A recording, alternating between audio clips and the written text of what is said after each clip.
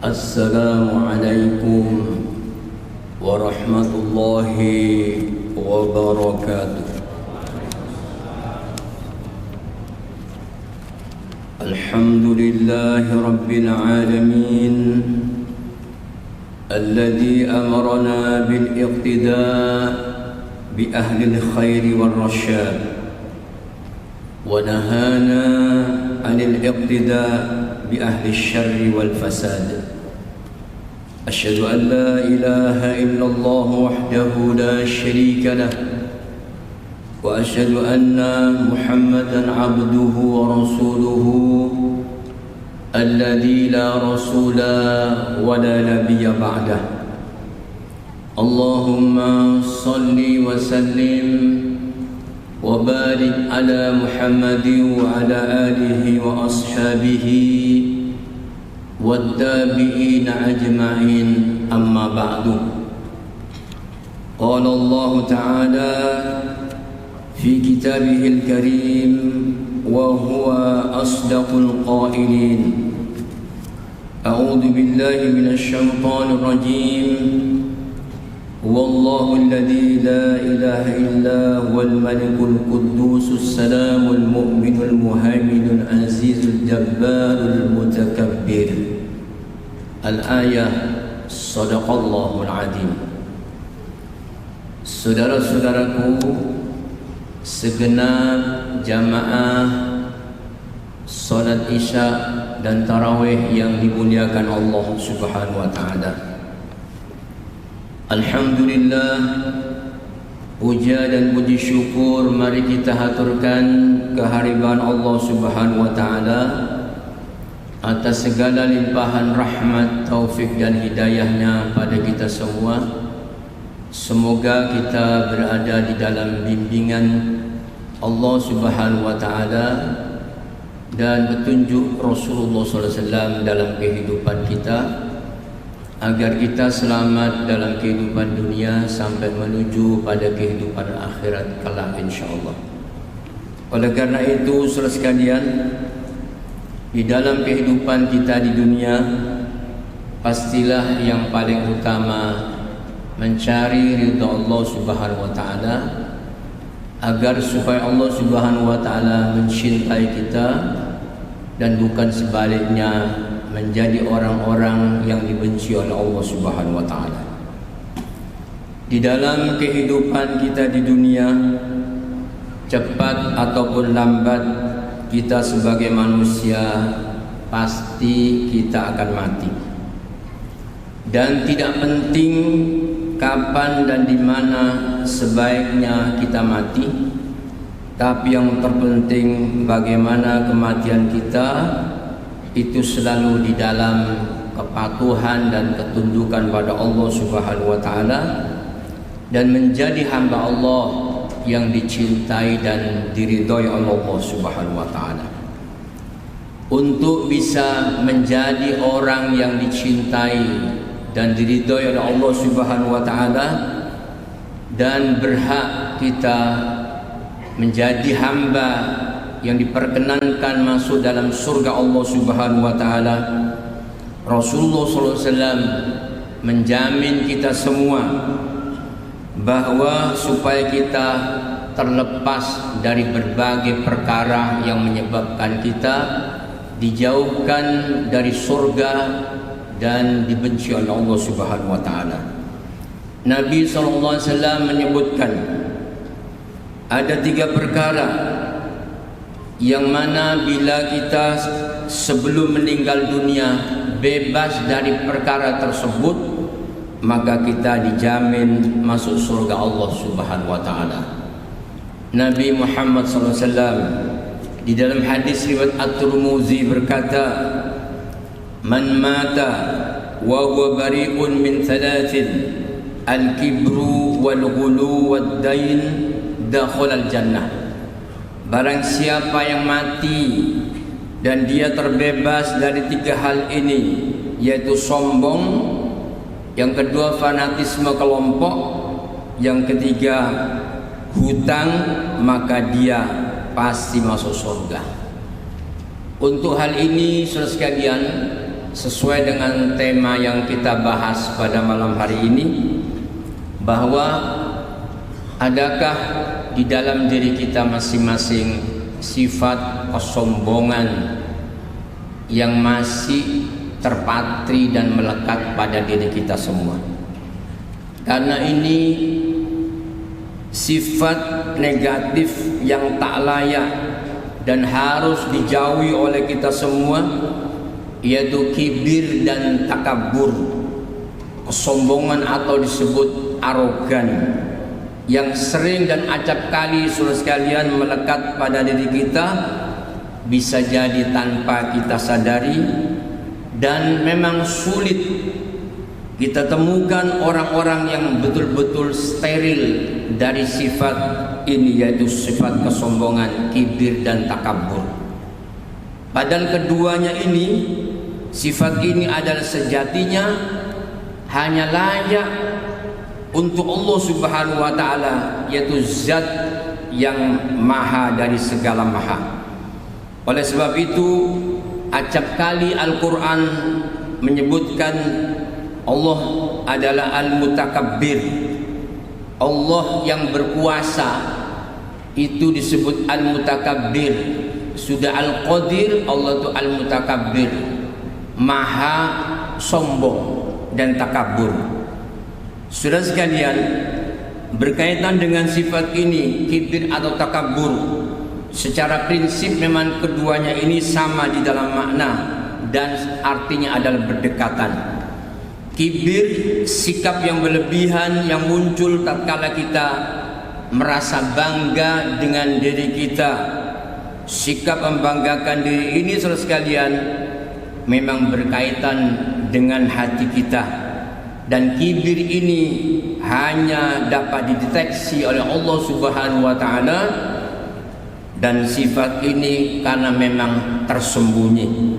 Sementara takabur biasanya tatkala perbuatan baik itu melebihi ketimbang yang dilakukan oleh orang lain atau pihak orang lain. Saudara sekalian, Allah disebut dalam Quran Al-Mutakabbir, seperti di dalam surah Al-Hasr ayat 23. Allahu alladzi la ilaha illa huwal malikul quddusus salamul mu'minul muhaiminul azizul jabbarul mutakabbir. Subhanallahi amma yusyrikun. Saudaraku sekalian rahmati Allah, ini Allah zat yang maha besar rububiyahnya, yang berkaitan dengan kekuasaannya. Jadi pantas Allah itu adalah Al-Mutakabbir. Sementara saudara sekalian, bila makhluk ini menurut sifat Allah Subhanahu wa taala, Allah mengatakan di dalam hadis qudsi, Rasul bersabda, Allah berfirman, Al-kibriya'u ridai, kesombongan itu adalah selendangku, wal 'azama izari, keagungan itu adalah pakaianku. Man naza'ani wahidan minhuma, barang siapa yang mencabut salah satu dari sifat Allah ini, yaitu takabur, kata Allah, alqaituhu fi jahannam, aku akan campakkan dia, aku akan lemparkan dia di dalam neraka. Saudaraku sekalian rahmati Allah, Imam Al-Ghazali menyebutkan bahwa sombong itu bisa terjadi tampak pada al-jawarih, yaitu anggota tubuh kita, seperti bersikap seolah-olah dia itu maha meniru Allah di dalam kesewenang-wenangannya, berperilaku dan juga berpakaian serta berucap. Berucap ini bisa saudara sekalian tampak dari anggota tubuh kita. Ada orang berkata, saya ini sudah berhaji 27 kali, dan saya pikir haji saya yang paling mabrur. Ini saudara sekalian, tampak dari anggota tubuh itu bahwa dia orang yang paling baik. Dari jawarih juga tampak orang bisa takabur. Seorang wanita, dia menampakkan kekayaannya sehingga dua lengannya itu berbaris emas. Kalau dia bekerja itu selalu menampakkan gelangnya sampai berbunyi, mesti diangkat terus walaupun tidak ada kepentingan, diangkat terus. Ini menampakkan dengan jawarih. Rupanya saudara sekalian, bukan hanya kaum laki-laki, bukan hanya kaum perempuan, kaum laki-laki kadang lebih dari itu. Ada seorang yang dia orang laki-laki yang tidak ngerti hukum memakai emas. Dia pakai emas, jarinya 3 pakai emas yang besar-besar. Kalau beli itu sampai mengatakan, ini berapa? Emasnya kelihatan 3 besar-besar. Dan masih kalah dengan saudara saya. Bukan jari-jarinya ada emas, giginya ada emas. Ini kalau beli, ini berapa? Ditampakkan dari giginya itu banyak emasnya. Ini al-jawarih. Saudara sekalian, ada kibir yang tidak tampak pada jawarih anggota tubuh kita, tapi di hati dan jiwa kita ini. Inilah hakikat kibir yang sebenarnya. Kibir model ini adalah justru yang paling bahaya. Mengapa? Karena pergerakannya itu tidak terdeteksi oleh manusia, betul-betul samar, hanya Allah yang mengetahui. Saudaraku sekalian rahmati Allah Subhanahu wa taala, Rasulullah SAW demi untuk memadamkan poros kibir ini, Rasulullah mewanti-wanti kepada umatnya. Sebuah hadis riwayat Ibnu Majah, Rasulullah mengatakan, la yadkhulul jannata man kana fi qalbihi misqala dzarratin min khardalin min kibir. Tidak akan bisa masuk surga orang yang ada di dalam hatinya itu sikap sombong walaupun sebesar debu atau sebesar biji atom yang paling kecil. Dan Rasul juga berkata, wala yadkhulun nar man kana fi qalbihi misqal habatin min khardalin min iman. Dalam hadis Ibnu Majah ini kata Nabi, dan tidak akan masuk neraka orang yang ada di dalam hatinya itu adalah keimanan walaupun sekecil, yaitu biji sawi atau lebih kecil dari itu atau sebesar atom. Saudara sekalian rahmati Allah Subhanahu wa taala, dampak kesombongan ini saudara sekalian di dalam hati yang tidak terdeteksi lebih bahaya kata ulama daripada yang jawarih. Karena itu kata Nabi sallallahu alaihi wasallam, ketika ada seorang sahabat berkata, "Ya Rasulullah, aku memiliki na'al. Na'al itu sandal yang bagus dan aku punya pakaian yang bagus. Apakah kami ini sombong ya Rasulullah?" Memang bisa disombongkan, tapi hakikatnya bukan itu kata Rasulullah. Rasulullah berkata, sombong itu adalah batrul haqqi wa ghamtun nas, menolak kebenaran dan suka meremehkan orang lain. Saudaraku sekalian rahmati Allah Subhanahu wa taala, dampak dari sifat sombong ini, takabur ini, biasanya menganggap dirinya lebih baik dan meremehkan orang lain. Dan kibir ini tidak akan bisa masuk surga. Iblis itu sudah ada di surga, tapi karena memiliki sifat sombong diusir oleh Allah dari surga. Sementara kita ini sebagai manusia belum masuk surga.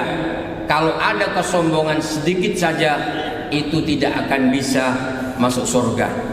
Saudara sekalian, karena dampak negatif sangat besar, yaitu menjadi orang yang merasa menjadi orang yang paling baik dan benar. Saudaraku sekalian rahmati Allah Subhanahu wa taala, Karena Allah itu cinta pada orang-orang yang rendah hatinya. Rasulullah berkata, "Man tawaddu'a rafa'ahu Allah." Barang siapa yang tawadhu, tidak takabur atau sombong, justru Allah mengangkat derajatnya. Nah, di dalam hati kita harus mawas diri supaya tidak ada rasa sedikit pun lebih baik dan merasa lebih benar daripada yang lain. Kalau ini ada, naudzubillah saudara sekalian, kita tidak akan diizinkan. Karena sudah meniru sifat Allah Subhanahu wa taala, tidak akan diizinkan masuk surga. Karena Allah cinta kepada orang yang merasa dirinya itu rendah.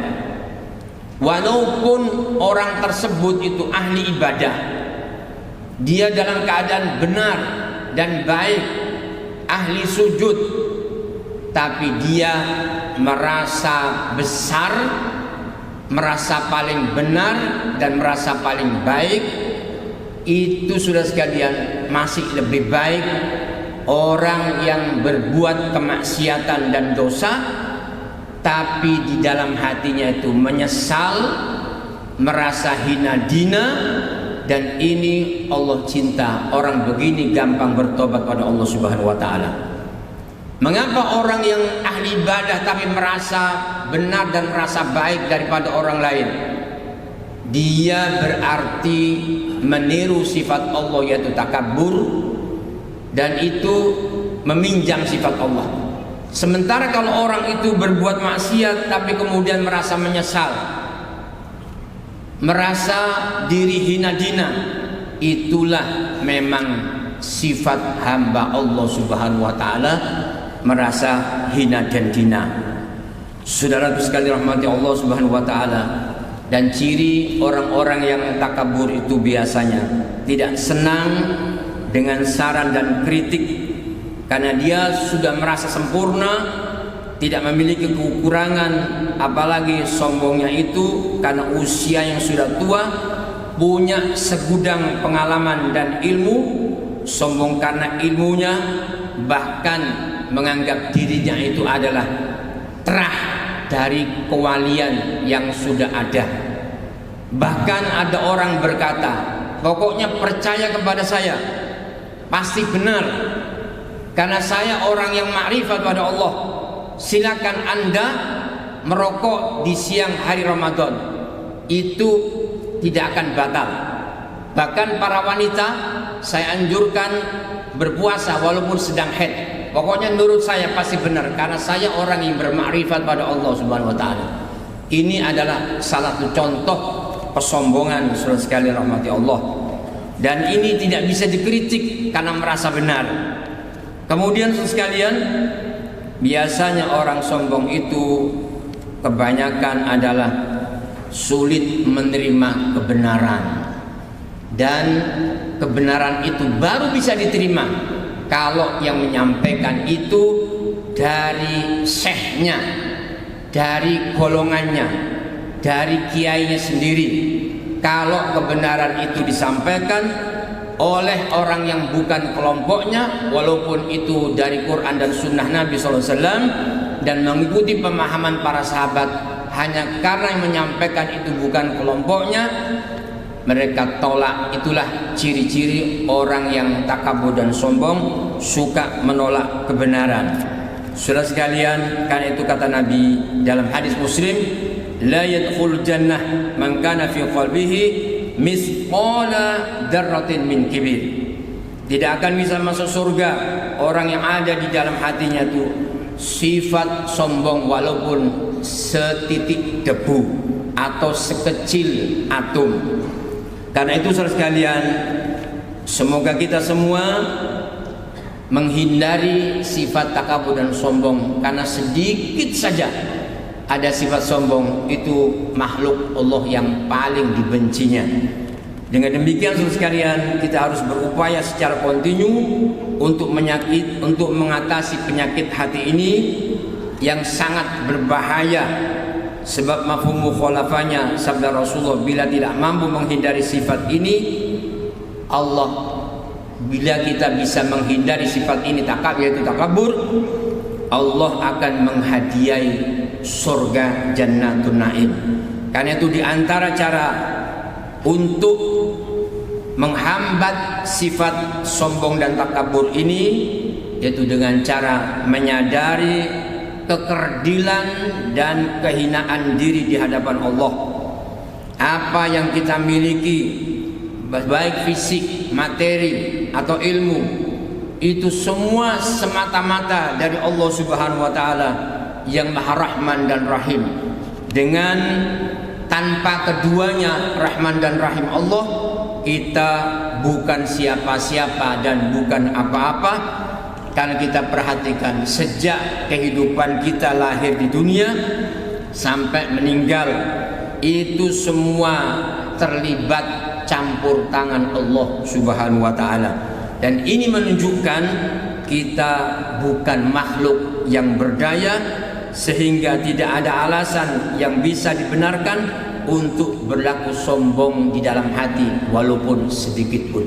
Semoga kita ini semua bisa menghindar dari sifat kesombongan dan kibir ini, supaya kita selamat di dunia dan di akhirat, dan semoga Allah mencintai kita dan kita dimasukkan golongan orang-orang yang ahli jannah. Amin ya rabbal alamin. Demikian saudara sekalian, semoga ada manfaatnya.